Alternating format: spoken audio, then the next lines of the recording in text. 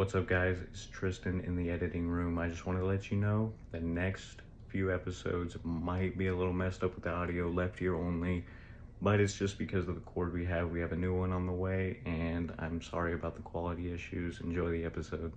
Welcome to the Dogon podcast. I'm excited to be here today. It is going to be kind of a crazy one. It's going to be nuts.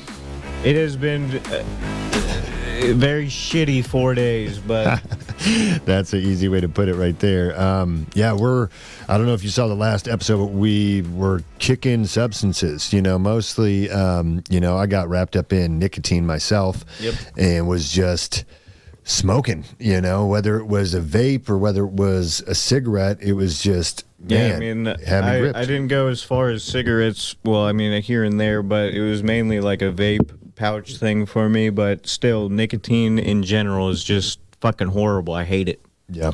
And, hate it.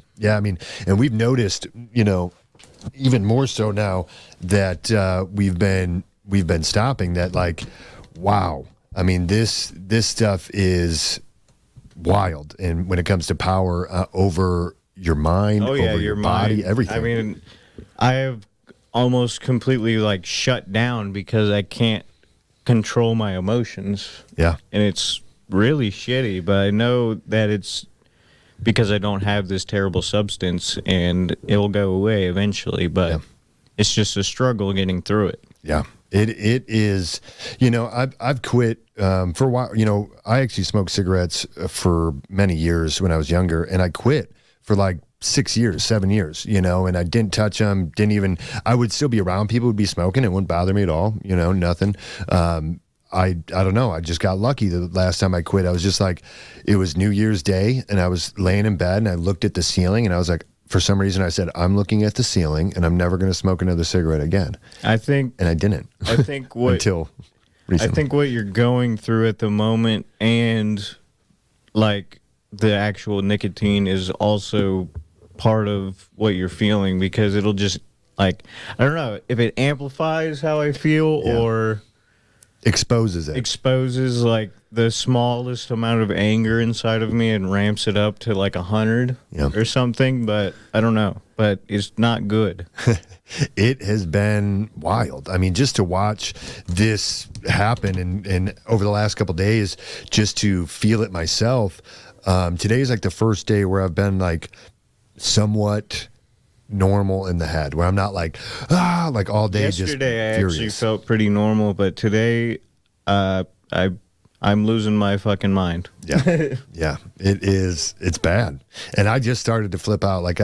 I spent the last 15 minutes trying to get the corporate phone number for Mainstays, which is a brand at Walmart, because I wanted to call the corporate office and tell them that the fact that they put their label on the back and then cut it into a million little pieces, I don't know if they do that so it doesn't get stuck in a washing machine, pump or something. I don't know. They probably have a reason why they cut it into a million little pieces. But for me, it just was infuriating that I just sit there and peel off every little piece, because I've had these dishes for weeks, and I've washed them 100 times, but the stickers is still on the bottom. Come off, And so and it does easily if you peel it, but it's this little tiny piece, and you gotta. It's I don't know. So I was spending 20 minutes trying to get in touch with this over that. And I was okay, this is the nicotine. Yeah. This is ridiculous. I need to take a breath. And that's really what you need to do, is just calm down and realize that whatever I'm freaking out about right now is probably not something I should be freaking out about, or maybe not as much, but I don't know. Yeah, it's probably not a big deal, but at the same time, in the moment, you're this is the only thing that matters. This is the only thing that matters right now, and I'm going to lose my shit over it for at least 15 minutes. And it's crazy. And it's if you don't, I will say this, if you don't replace the habit with something, it is harder. Yeah. Because if you just stew in that moment of just oh, I'm not doing this, but you're not doing anything else, dude, you'll go crazy. I know. I sat down and I started watching some videos, and I started to chill out because my mind wasn't focused on, fuck, I don't have nicotine. Yeah. And for me, it's I have dove into my personal curriculum and my personal subjects that I'm teaching myself and different books that I'm reading. So I have 8 books that I'm going through in the morning, and just like a class, so many time on this one, so much time on the next one. And that has just helped until about like 2 p.m. every day, I'm pretty solid. I'm pretty good. I get up at like 4 and I'm just awesome all the way until 2. And then when I kind of start getting done with all my stuff for the day, I start being like, what am I supposed to do? What am I like? I know. And it's just like, now I know I will never go back to nicotine. And I can say that with 100% confidence right now, because this has been the craziest, most anxious, most fucked up experience I have ever gone through in the last couple of days. Before I stopped, I mean, I was obviously pretty down because of the nicotine, but I wasn't like physically fucking like freaking the fuck out. It feels like your body's like crawling on the inside. Yeah, and I know that beforehand, before I quit, my mental state was technically better, but at the same time, it's going to be better once it's all gone. Yeah.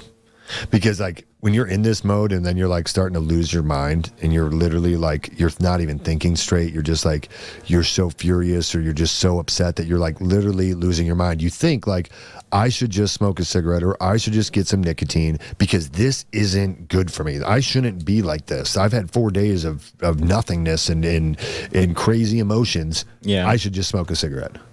And I've almost got to that point, but then I thought about how much time and how much pain and how much fucking craziness and how much anger that I had to deal with just to get rid of it. Yeah.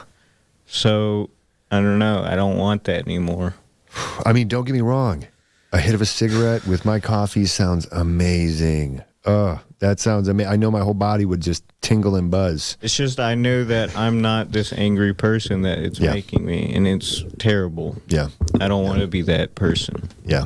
You know, and yeah, it makes you feel like out of control, and it's almost like, whoa, that's not me. Yeah. Like, you know, you're having these thoughts, you know that you're like physically can't stop yourself. You're furious, you're pacing, you're mad, but you're like, this isn't me. I know it's not me, and but it is. But right now it is, and I'm fucking mad. Yeah. Yeah. It is pretty wild.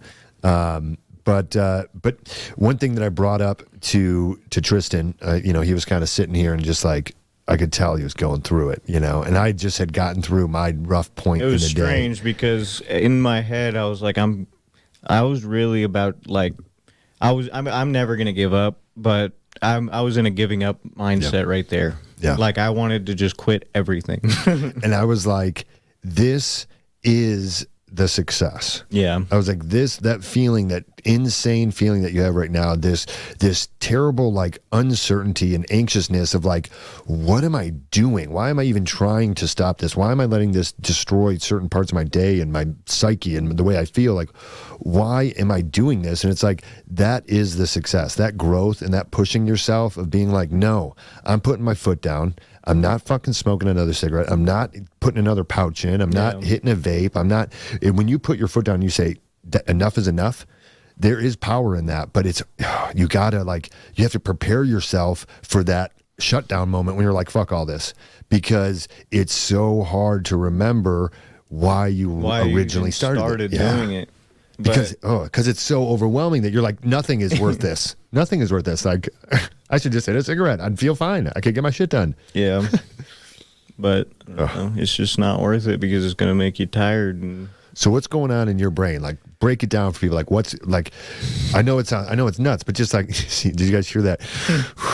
There's a lot. And I don't know if I can break it all down, but it's loaded. It's just like, it's just a crazy anxiety that just builds up inside of me. And then whenever I think about, like, I don't know, money, or am I going to be able to pay my car payment? Am I going to be able to fucking eat this week? Am I going to be able to do anything?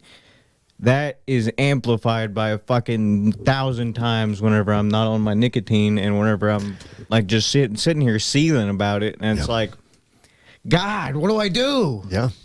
But I don't know. You just got to calm down. And it's like, you know, if you just went and got a cigarette, or if you went and got that substance, that you would feel better for a moment. But all those other problems that it's bringing up and that it's triggering an emotional response, you know, worried about money, worried about worried about all these different things, you know, those problems will still be there if you go back to that substance. So then you'll just be tired and down on yourself. And it's like, I can't do that. You know, I Yeah. can't.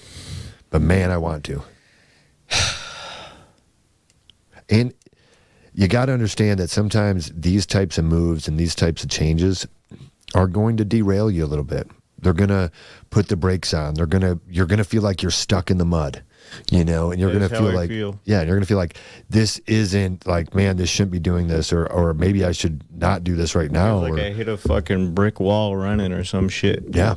And then you got up and there was a brick wall above you and you couldn't even stand up. And you're like, geez, OP. And you're just stuck. Like there's no moving anywhere. Sucks. And the difficult thing for me is that I have to recognize those breaks or those times, those pullback times as success and as forward progress.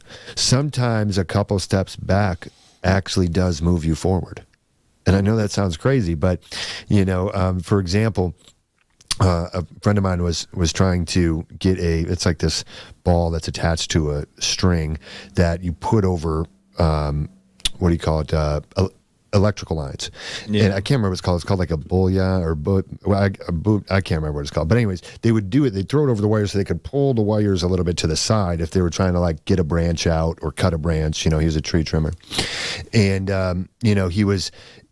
the guys kept telling him, oh, get closer, get closer, get closer, get underneath, get close. And finally he was like, you know, no, I keep getting underneath this thing. And when I look up at these branches, it's making me throw this thing wrong. I'm backing up. And everyone's like, no, dude, you're going to have to throw it 30 feet. It's not going to work. He backed up and threw it and got his first shot. And he was like, from now on, he's like, I always step back. He's like, I step back, I look, I determine, he's like, sometimes I go way farther back than what people think because I can throw it better. I can get a better angle on it. And he's like, so many people used to give me shit. Now he's a foreman. Now he like runs the job sites. And one of the things he always brings up, and he's brought it back to me, he'd always be like, step back. You know, I know you think getting closer is going to make it easier and make it better, but step back, you know, and he'd always also say, zoom out. Yeah. You know, he'd be like, zoom out. You know, you may think that because you can like, there was one time, for example, he was trying to go and there was just these branches, but he couldn't really see the branches because they were so thin, but he was hitting it just enough to where it was messing it up. Once he stepped back, he could see those branches because now they were above the horizon line and they were in the sky. So you could see them actually. And it wasn't like a mix of branches in the trees, yeah. You know, and it was pretty interesting. And he's not like a philosophical or like a coaching type of person, but man, that was an impactful thought process that he had, and that stuck with me forever. And I don't know. I'm happy I'm where I'm at right now today. Like I said, I just had my freak out about, you know. I'm going through my freak out right now, but it's okay. Yeah. And it's like, I told him too, I was like, this too shall pass. And if you don't know that saying, it was a ring that I believe Solomon wanted. He wanted a ring that would make him frown when he was smiling and make him happy when he was sad. And he wanted the ring to say this and to do that for him, regardless of what setting he is, where he could look at his ring, and if he was too happy, he could be sad. And if he was too sad, he could be happy. And so a ring maker went out and tried to find this ring, and finally he found one that said, this too shall pass. And when he delivered this ring to Solomon was having this big grand party and he had all these people over and he was in like such a good mood and everyone was happy and he was laughing and the ring bearer handed him this ring and he looked at it and his smile went to a frown and he said, this is perfect. And he put it on and some people are like, why do you want to be upset when you're happy or happy when you're upset? And it's not that you necessarily want to jump to one side or the other, but it's kind of evening out the ups and downs. You know, don't be so happy, try to be a little bit more even. Don't be so down. Try to be a little bit more even, because whether it's good, whether it's bad, this too shall pass. And he thought I was saying that to him to be like, hey man, this will pass. You'll feel better in a minute. But I was saying that about myself. Sorry about my watch, guys. This should be shut off and this guy's bugging me. But, you know, I was actually saying that about myself because I was feeling really good. I was feeling really positive. And I was basically being like, hey bro, I hope you're going to help me out because this too shall pass. I'm probably going to lose my mind in a minute here too. So just know, like, you will probably be doing good and I'll be pissed off. So just remember that this too shall pass, good and bad, you know? I don't know. Just feeling a lot of emotions today. This is the growth though. That's real, man. It's real. You talked about this snap that happened inside you, and that's kind of what motivated you down this road. Yeah. You had this snap where you're like, I'm done. This is it. I'm focused. I'm locking in. And this process that he's going through right now, it's where he's locking in that thing that snapped in his brain. He's going to make it permanent because he's like, no, I'm in charge. What I say goes. I dictate how this operates, and that's the way it is. It feels like I'm not doing the right thing because I haven't done shit in 4 days. Yeah. It makes me feel like garbage. Yeah. But the one thing that you are doing is real big. You know, you're fighting a battle internally, mentally, emotionally. You're dealing with that stuff head on, not run into a substance, not run into, I don't know, that even if it's just for the growth of mental strength, this is amazing. Yeah. Not to mention the health effects of getting off nicotine and other substances and smoking. And amazing. Like, it's just hard to get there because your brain is still screaming and searching everywhere in your body. Like, give me what I want. It's hard. And like right now, I'm like hot and sticky, and like you just get like frustrated, and you'll get like more and more hot, and more mad, and then you'll just be like, "What the?" It's so funny how it works. It is wild. And in the past, I just hit a cig. I used to be really good. I used to be able to like quit, and then I'd like after 4 days, I'd have a cig. I would let myself have one cigarette, and then I'd be good. Then I'd be like, I don't need them anymore, and I'd be done for months and months and months. You know, the last time it was years I quit, but every once in a while I'd still be like, yeah, I'm gonna have a cig, and I'd let myself have one, and it was fine. But no, not this time. That's how this started. This time I was like, yeah, I can have one. And then next thing I knew, I was buying a pack, and then I was giving the pack away. I'd like buy it, have two, and be like, oh, you take them. And then I'd be like, oh, can I bum one later? And then it was just like, it turned back into, me smoking again, because I was working in a restaurant for, probably the most, unappreciative person I've ever worked for in my life is who I was working for at that time too. And I was grinding myself into the ground. I was working literally every morning till night. For the first month and a half, I wasn't even getting paid. I was showing up every day working, like building the physical kitchen and shit.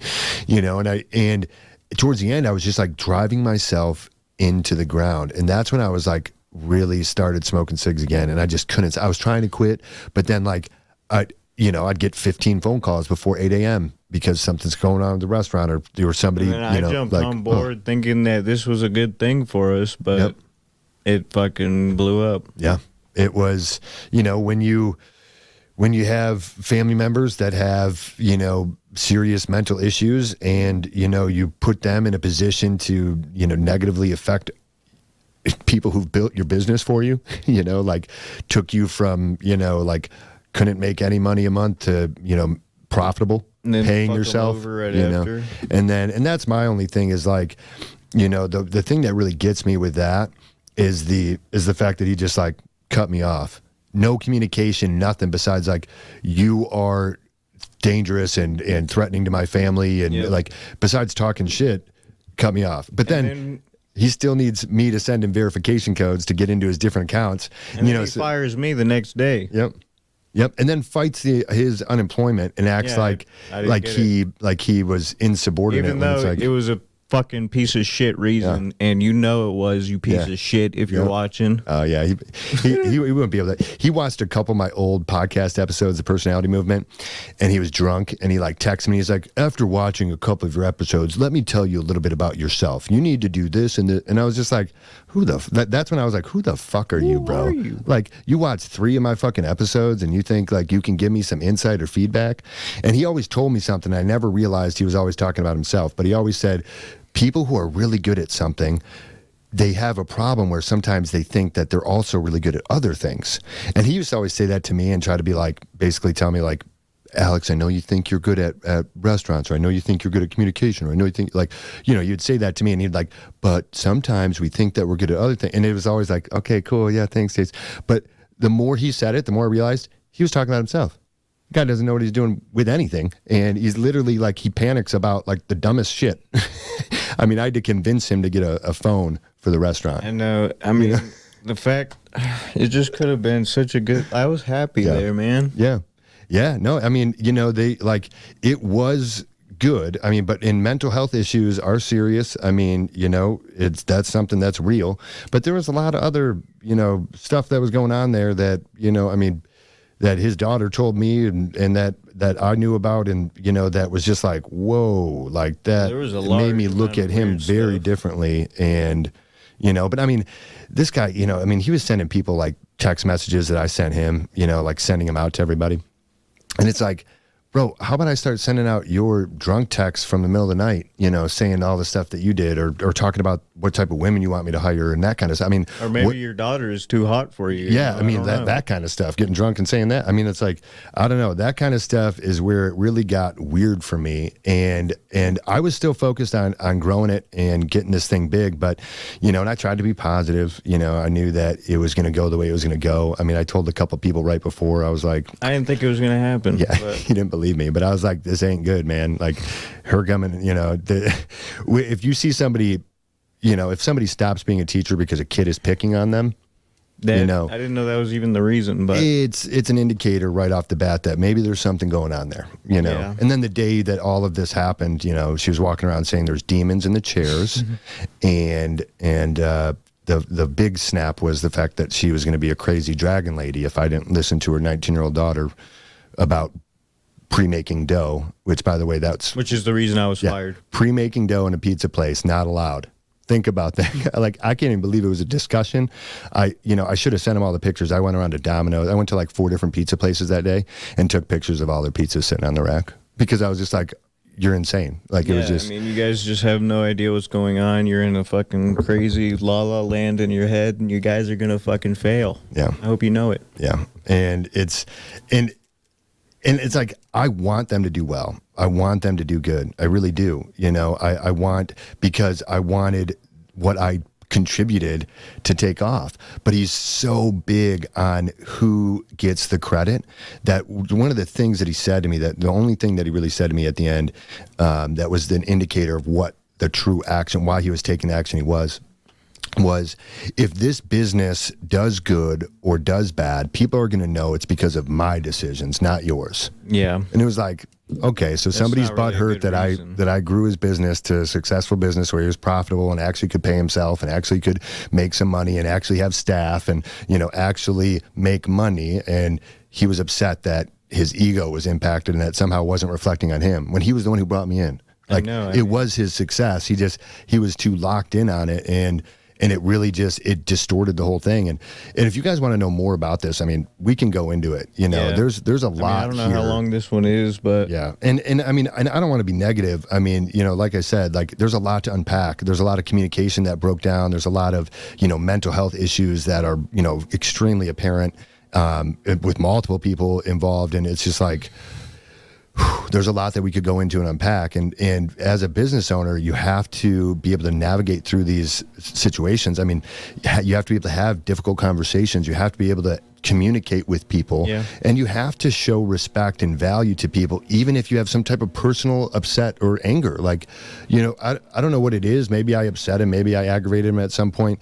Again, I don't know. But to me, it was like, man, I don't understand why you treated me like this, and that really messed me up emotionally, where I was like, because I put everything into this place. fucking hurts. Yeah. And that's what really led me down this road of stopping smoking cigs, stop drinking, stop. It's not like I was a drinker or anything, but, I just didn't want to do it all the time. Yeah. So like that's what led me to do this, because I was like so upset, and I don't get bugged by business stuff. I mean, it rolls off my back and I'm like, whatever, like, I don't care. But it was personal here because I thought we were friends. I thought we were buddies. I thought he had respect, and then to immediately start telling people I was dangerous. And I mean, I would love to go into it. Maybe we should, maybe not this episode, but next episode, maybe we should just really break it all down and be fair and be honest, because, I mean, there's like, he's like, you quit, or I didn't fire you, you quit. It's like, okay, well, whatever you want to say, how it happened, I'm fine with that. Just tell people the whole story. Just tell them that your wife told me I wasn't needed, and that your daughter, the 19-year-old daughter, was going to be the one that we listened to for everything. And that, And then as soon as he gets fired, I get begged to stay, and then the next day they fire me. Yep. And by the way, he was going through like a problem with getting his medication that he's been on for years and years and years and years. Couldn't get it. Trying to get that figured out, and fired him with basically with. I didn't even get talked to. Yeah. Like, I pre-made some pizzas. They were screaming at me about that, and then she fucking walks off, talks to Jason, and I'm fired. Yeah, that's it. And it's like, to me, that was just one of my many contracts. I have other contracts that I work with and other businesses that I work with, and so that was I was working 10 times harder there and making 10 times less money than other places where I was working like next to nothing and productively doing things. I actually put my fucking back and my fucking work into this place too for absolutely, I mean, shit pay, whatever. Yeah. I mean, I don't know. You knew what it was. I mean, because we were just there. We were there to help. Like I said yes to this guy because he was going out of business, and he used to like fantasize about like, I'm going to sell the place, I'm going to put all the money in an account, and I'm going to sit at home because then I at least don't have to deal with all these people yelling at me, and this woman who's been working for me from the beginning acting like she owns a place, and and all this disrespect and not showing up, and these two people, and like constantly, like that's what it was for like the first 4 months. I knew him. It was him talking every day how he's going to sell it, put the money in the bank account, and be done because he hates everybody and hates the business and hates being there, and it was like and so I finally was like, you don't have to come in, you can go home, you can relax. And all of a sudden he started to like it again, and he started to enjoy it, and he just didn't like that people propped me up. But I intentionally, every time somebody's like, Alex, I'd be like, oh, I couldn't have done it without Jason. Absolutely, Jason. Jason's the man. Because I don't want the credit. Okay, I've done this before. I've done this at many restaurants. It's like, I know what works, and it's not me. I'm not the one who did any of it. Every single employee is the one who did everything there. Like the bartenders, the servers, the people who were cooking, they were the ones doing it. I was never claiming that I was doing it. I just set it up. And it was like, what? After all of that, I get no respect, and I just couldn't figure it out. I couldn't get through it, and that's what really led me down this road of, I'm just going to clear my mind. I'm not going to smoke any cannabis, not going to smoke cigs. I'm not going to drink every day. I'm just going to clear my mind, and I'm going to evaluate, what did I do? What did I not do correctly? Where did I drop the ball? And I've gone through it with myself, and ultimately I could have responded differently to when she said, I'm going to turn into a crazy dragon lady if you don't listen to my daughter. I could have been like, oh, absolutely. Yeah, we'll listen to your 19-year-old daughter. That's sweet. And walked away, and probably still been working there right now, navigating that craziness every day. And it's like, when I think about that, I'm like, I just don't want to do that. Oh, I'm glad I didn't do that, because it's been so much better without all of that. But yeah, and this is just us venting, because this is a part of it. When you're going through giving up a substance, when you're going through change, all these emotions are going to come up. I'm going to say these last 4 days have felt like a month. Yeah. Yeah. And it's like, sometimes you have to work through and talk through this stuff and get it out there and just say it, because like, you haven't felt heard, or you haven't felt respected, or you haven't felt acknowledged, and you didn't realize it because you were just masking it with a substance. You were just smoking that joint or smoking that cigarette, just being like, I won't think about it, I'll just hit this cig. Yeah. And it's like, no, these things need to be addressed. And I feel better. I feel better that I kind of just talked it out a little bit. Yeah, it does feel good to just get it out there. It's just the uncontrollable rage that I'm feeling right now is just not something I can handle, or not something I can change, I guess. But I can handle it. It directs and shows you things that you've been tucking away, and things that you've been hiding, and things that you haven't been thinking about and haven't been acknowledging, because all of a sudden you're like furious, and you're like, why am I thinking about this? Yeah. And it's like, what I've gotten out of it is, I should have never ever worked there. I should have never. I did it because I wanted to help the guy, because he was literally going to lose the building, or sell it. He was either going to sell it or lose it. And so I wanted to help him. Matter of fact, I had a better job over at a different place. Yeah. And I quit to go help this fucking bastard, and he fucks me over. Yeah.